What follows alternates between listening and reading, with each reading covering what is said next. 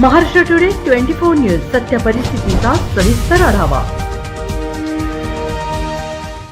24 तास कर्तव्यावर उपस्थित राहून अहोरात्र सेवा देणाऱ्या पोलीस कर्मचाऱ्यांना महाराष्ट्र शासनाकडून पदोन्नतीनुसार वेतन निश्चिती देण्यात आली आहे।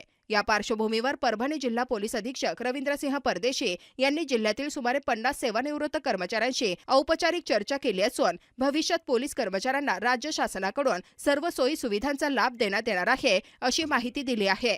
महाराष्ट्र टुडे मराठीसाठी ब्युरो रिपोर्ट मेहबूब शेख, परभणी। शासनाचा 25/2/2022 चा शासन निर्णय आहे। त्या शासन निर्णयामध्ये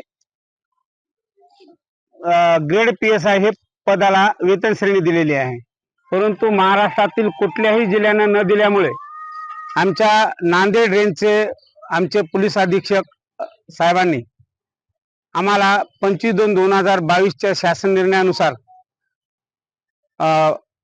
PSI ची वेतन निश्चिती केली आणि आज ते साहेबांच्या हस्ते आज ते प्रदान करणार आहेत। नांदेड रेंज मधले लातूर, हिंगोली आणि परभणी यांना सुद्धा हा दिलेला आहे, महाराष्ट्रातल्या इतर जिल्ह्यांना दिलेला नाही, म्हणून आम्ही आमच्या महाराष्ट्रात फक्त 4 जिल्ह्याला मिळालेला आहे। आणि तसंच 30 जूनला जे लोक रिटायर होतात त्याचा सुद्धा संपूर्ण लाभ आमच्या परभणी जिल्ह्याच्या पोलीस अधीक्षक साहेबांनी दिलेला आहे, म्हणून आमच्या साहेबांचं, आमच्या अप्पर साहेबांचं आणि आमचे बाबू लोकांचं आम्ही अभिनंदन करत आहोत।